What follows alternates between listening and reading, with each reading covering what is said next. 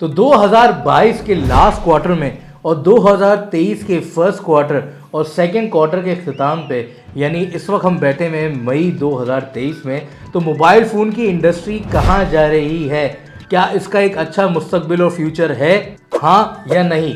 जानने के लिए इस वीडियो को कंप्लीट देखें और हमारे चैनल टेक ब्लेड को सब्सक्राइब करें।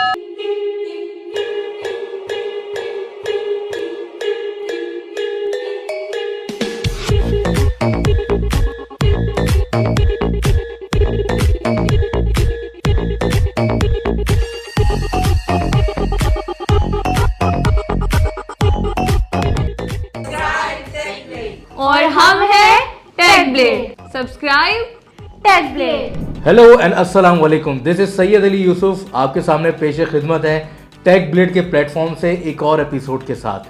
अगर अभी तक आपने हमारा चैनल सब्सक्राइब नहीं किया और वीडियो को लाइक नहीं किया तो we request you all to please subscribe our channel and please like and share our video. हम बताने वाले हैं कि 2022 के आखिरी क्वार्टर में, यानी अक्टूबर, नवंबर, दिसंबर में और जनवरी, फरवरी, मार्च Q1 2023 में और अप्रैल, मई, जून 2023 में मोबाइल फ़ोन इंडस्ट्री के साथ क्या हो रहा है। अभी इस वक्त हम मौजूद हैं मिड ऑफ मई 2023 में, लेकिन कुछ ख़तरनाक फिगर्स आना शुरू हो चुकी हैं जो कि रिलेट कर रही हैं लास्ट क्वार्टर Q4 2022 के करीब करीब। यानी ये न्यूज़ अच्छी नहीं है मोबाइल फ़ोन इंडस्ट्री को लेते हुए, जिसमें बड़े ब्रांड्स भी शामिल हैं। अगर हम बात करें साउथ एशियन मार्केट की और बड़े बड़े रिटेल चेन्स की, तो अगर हम बात करें रिलायंस रिटेल स्टोर जो कि इंडिया में बहुत ज़्यादा तादाद में मौजूद हैं, या अगर हम बात करें पाकिस्तानी मार्केट की जो कि इकोनॉमिक सिचुएशन की वजह से पहले ही बहुत नीचे जा चुकी है, और अगर हम बात करें बांग्लादेश की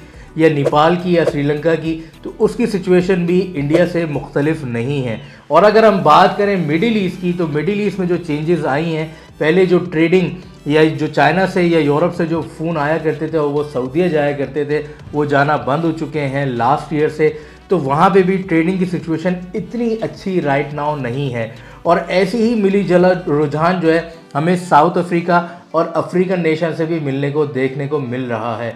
जैसे कि अगर हम डिस्कस करें नाइजीरिया, घाना, ज़ैम्बिया और उसके साथ साथ कीनिया मार्केट को, तो वहाँ पे तकरीबन 21% का मोबाइल फ़ोन ड्रॉप हुआ है फ्रॉम द रिटेल साइड। और अगर हम इंपोर्ट साइड की बात करें तो ओवरऑल इंडिया, पाकिस्तान, बांग्लादेश और श्रीलंका मार्केट को अगर हम एक साथ कंसीडर करें तो चाइना से आने वाला जो कंपोनेंट्स है, क्योंकि इन सारे ममालिक में ऑलमोस्ट CKD या SKD नेचर के ऊपर मोबाइल फ़ोन प्रोड्यूस हो रहे हैं, तो उसमें 27% का डिक्लाइन है। लास्ट ईयर ये डिक्लाइन 21% था, जो कि अब बढ़ के 27% हो चुका है। और इसमें अगर हम सिर्फ इंडिया मार्केट की बात करें तो वो डिक्लाइन 21% है, पाकिस्तान की बात करें तो वो डिक्लाइन 37% है, बांग्लादेश की बात करें तो 23% है, और इन कंबाइन बात करें तो तकरीबन ये 22-23% के करीब जाके खड़ा होता है। ये मैंने आपको डिक्लाइन बताया in terms of percentage of mobile phones, लेकिन वो कौन से ब्रांड्स हैं जो अपना मार्केट शेयर लूज़ कर रहे हैं, या कस्टमर उनको बाय नहीं कर रहे हैं, या उनका कस्टमर स्विच कर रहा है एक ब्रांड से दूसरे ब्रांड की तरफ। हम आपको बताते चलें कि ट्रांजिशन ग्रुप, जिसके पास 3 ब्रांड्स हैं, जिसमें इनका हाई एंड ब्रांड इन्फिनिक्स है, फिर उसके बाद टेक्नो है और आईटेल है, तो इसमें सबसे ज़्यादा मार जो है वो आईटेल को पड़ी है। अगर इंडिया में और पाकिस्तान में और बांग्लादेश में देखें तो यहाँ पे लोकल ब्रांड जो मौजूद हैं, जैसे इंडिया में माइक्रोमैक्स है, लावा है, या और दूसरे ब्रांड्स हैं, या अगर बांग्लादेश में हम बात करें तो वहाँ सिम्फोनी है, या पाकिस्तान में अगर हम लोकल ब्रांड्स की बात करें तो उसमें G5 है, वीगोटेल है, या एक्स मोबाइल है, या मी मोबाइल है। अगर इनकी बात करें तो ये डायरेक्टली हिट करते हैं आईटेल कंपटीशन को, यानी आईटेल का जो लो एंड ब्रांड्स होता है। यही चीज़ अफ्रीका में ट्रांसफ़र हो जाती है जब उनके लोकल ब्रांड्स की बात की जाती है।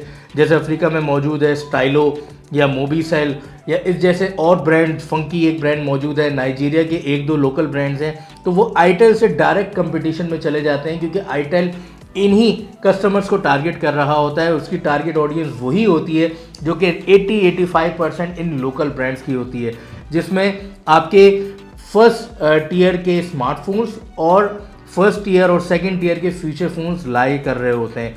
यानी अगर आप बात करें कॉस्ट इफेक्टिव वर्जन्स की, जिसमें 5.5 inches, 6 inches, 6.3 inches, 4G 3G variants की अगर हम बात करें अफ्रीका में, और अगर हम बात करें इंडिया में, तो ये डायरेक्टली लोकल ब्रांड्स का कंपटीशन आईटेल से होता है और यही वजह है कि आईटेल को पिछले 8 महीने में अपने बिजनेस में सबसे ज़्यादा मार पड़ी है इन लोकल ब्रांड्स की वजह से। तो ये एक अच्छी न्यूज़ हो सकती है लोकल ब्रांड्स बिजनेस के हवाले से कि जो इंडिया, पाकिस्तान, बांग्लादेश या अफ्रीका के जो लोकल ब्रांड्स हैं उनको थोड़ी बहुत ब्रीदिंग स्पेस नज़र आई है काफ़ी ज़माने बाद। इसकी एक वजह ये भी है कि जो चिप मैन्युफैक्चरर्स हैं वो ज़्यादा से ज़्यादा 3G से लेके 4G की तरफ कन्वर्ट हो रहे हैं और 4G से 5G की तरफ जा रहे हैं। अगर हम बात करें यूनिसोक यानी UNISOC जो कि एक बहुत बड़ा चिपसेट मैन्युफैक्चरर है मीडियाटेक के बाद, जिसको आम ज़माने में स्पेक्ट्रम चिपसेट भी कहा जाता है, तो उनका फोकस अब 3G चिपसेट्स के ऊपर नहीं रहा है और 3G चिपसेट की कंजम्पशन अभी भी अफ्रीका, जिसमें नॉर्थ अफ्रीका और साउथ अफ्रीका और सेंट्रल अफ्रीका भी शामिल है, उसमें अभी तक 3G पेनिट्रेशन मौजूद है क्योंकि और 4G की कवरेज अफ्रीका में इतनी अच्छी नहीं है।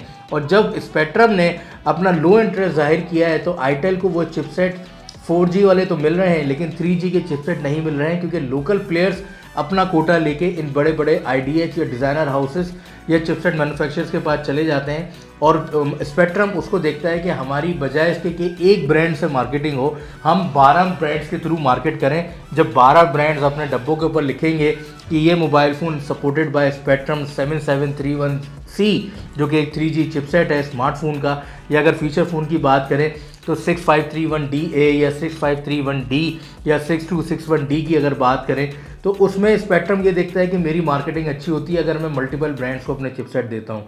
तो वो मोनोपोली नहीं बनाना चाहता है आईटेल के साथ। तो यहाँ पे एक आईटेल को बहुत बड़ा नुकसान हुआ है चाइना में रहते हुए कि वो एक तो चिपसेट मैन्युफैक्चरिंग 3G के ऊपर कम इंटरेस्ट जाहिर किया है चिपसेट मैन्युफैक्चरर्स ने। मीडियाटेक ने ऑलमोस्ट अपने 3G चिपसेट बनाना कम कर दिए हैं जिसका भी नुकसान आईटेल को डायरेक्टली पहुंचा है और उसके साथ साथ एक ब्रीदिंग स्पेस लोकल ब्रांड्स को मिली है और लोकल ब्रांड्स पिछले 6 से 8 महीनों में दोबारा से ऊपर आए हैं। अगर आप ये वीडियो हमारी इंडिया में देख रहे हैं तो आप कंपेयर कर सकते हैं अपने लोकल ब्रांड्स में कि जो स्टार्टअप फ़ोन्स हैं, जो लो एंड फ़ोन्स हैं यानी $100 से नीचे वाले फ़ोन हैं, $120 से नीचे वाले फ़ोन हैं, वहाँ पे आपको लोकल ब्रांड्स दोबारा नज़र आना शुरू हुए होंगे। पाकिस्तान में भी ऐसा ही है, अफ्रीका में भी ऐसा ही है, बांग्लादेश में भी ऐसा ही है कि $100 से नीचे वाले फ़ोन में अचानक से आपको लोकल ब्रांड्स दोबारा से खेलते हुए नज़र आ रहे हैं। और अगर इससे मज़ीद आगे चलते हैं तो टेक्नो को भी अच्छा खासा लॉस मिला है because of Samsung A series. Samsung A series ने बहुत अच्छा कंपटीशन दिया है जिसमें Samsung A27, A34, A35, A36, A54, A52 ये जो सीरीज़ सैमसंग की है इसने टेक्नो के हाई एंड जो कि टेक्नो $140 से $180 तक बेच रहा था, $160 तक बेच रहा था, उसको काफ़ी नुकसान पहुंचाया है सैमसंग A सीरीज़ ने। लेकिन ये तो एक मार्केट शेयर की जंग है जो कि हमेशा जारी रहेगी, कभी एक ब्रांड का पल्ला हाई होगा, कभी एक ब्रांड का पल्ला लो होगा। लेकिन ओवरऑल जो ग्लोबल इन्फ्लेशन आया हुआ है उसकी वजह से इंडिया में 21%, जैसा भी मैंने थोड़ी देर पहले बताया, बांग्लादेश में 24%, पाकिस्तान में इन्फ्लेशन और इकोनॉमी की सिचुएशन की वजह से 37% मार्केट लॉस हुई है मोबाइल फ़ोन्स की। तो आगे आने वाले वक्तों में हमारे बड़े बड़े ट्रेडर्स को और बड़े बड़े ब्रांड्स को ये सोचना होगा कि अगर ये इंडस्ट्री इस तरीके से श्रिंक होती रहेगी आगे आने वाले वक्तों में तो हमें अपना बिजनेस शिफ्ट करना होगा दूसरे कमोडिटीज़ की तरफ। अब वो दूसरे कमोडिटीज़ क्या हो सकती हैं? वो स्मार्ट गैजेट्स हो सकते हैं, वो स्मार्ट अप्लायंसेस हो सकती हैं, IoT हो सकती हैं, वो आर्टिफिशियल इंटेलिजेंस बेस्ड प्रोडक्ट्स हो सकती हैं, सिक्योरिटी बेस्ड प्रोडक्ट्स हो सकती है, वर्चुअल रियलिटी बेस्ड प्रोडक्ट्स हो सकती हैं, ऑगमेंटेड रियलिटी बेस्ड प्रोडक्ट्स हो सकती हैं।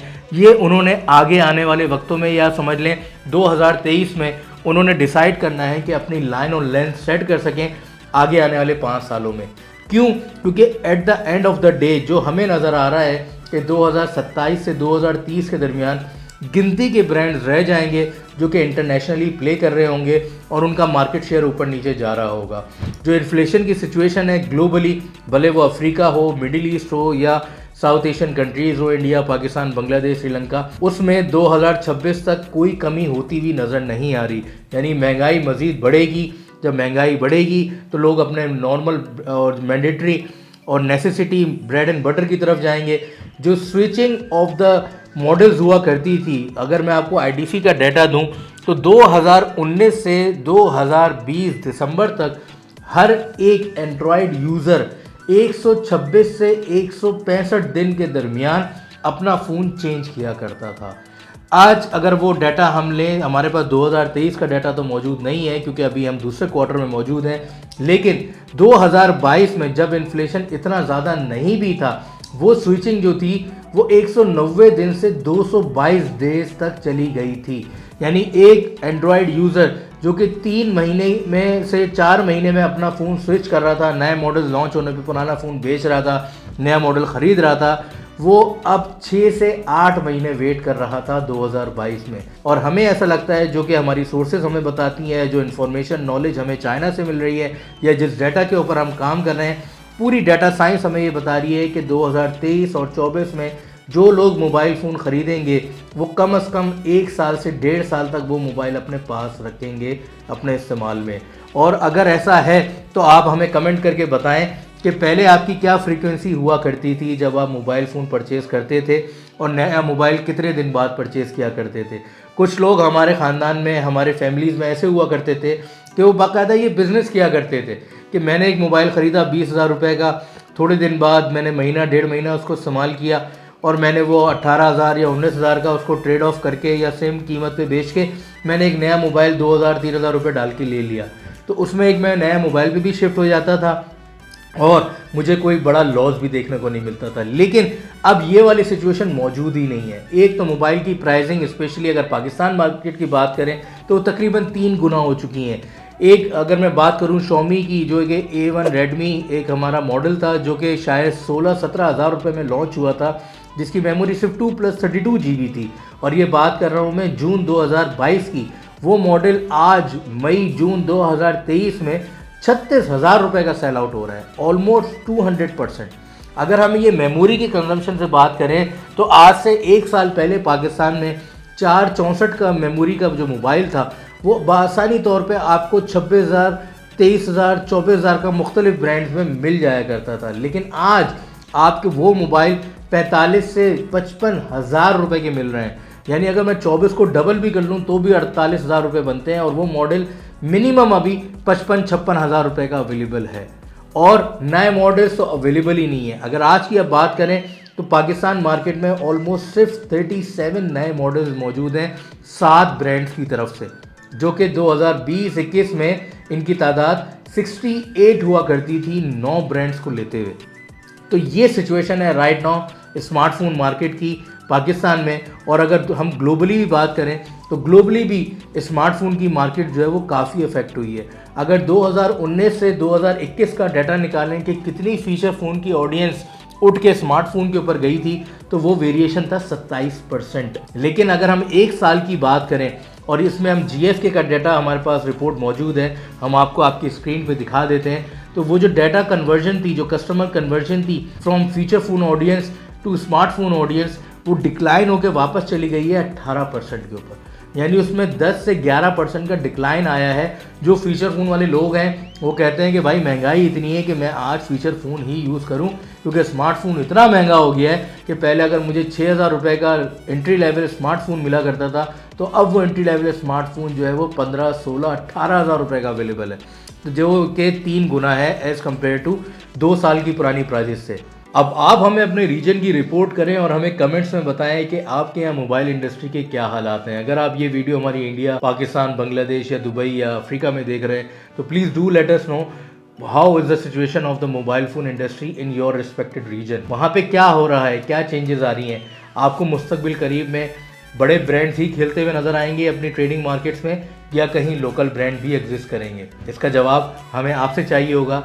सूरत हाल हमें कुछ बहुत ज़्यादा अच्छी और पॉजिटिव नज़र नहीं आ रही because of the reason of global inflation. लेकिन जैसे कहा जाता है कि वक्त वो भी नहीं रहा तो वक्त ये भी नहीं रहेगा, तो इंशाल्लाह उम्मीद करते हैं कि वक्त बेहतर होगा और हम हर नॉर्मल इंसान की बाइंग पावर इंक्रीज़ होगी, वो अपनी बेसिक नेसेसिटीज़ से आगे निकल पाएगा और लग्जरी के ऊपर भी खर्च कर पाएगा। तो ये थी हमारी episode with respect to the global market and the effect of the inflation and the global crisis with respect to the economic situation going on globally। तो उम्मीद करते हैं कि आपको ये हमारी एपिसोड पसंद आई होगी। अगर अभी तक आपने हमारा चैनल सब्सक्राइब नहीं किया तो we request you all to please subscribe our channel and please hit the like button on this video and please share this video in other WhatsApp group or in your other social media platform। This is Syed Ali Yusuf signing off from the platform of tech blade.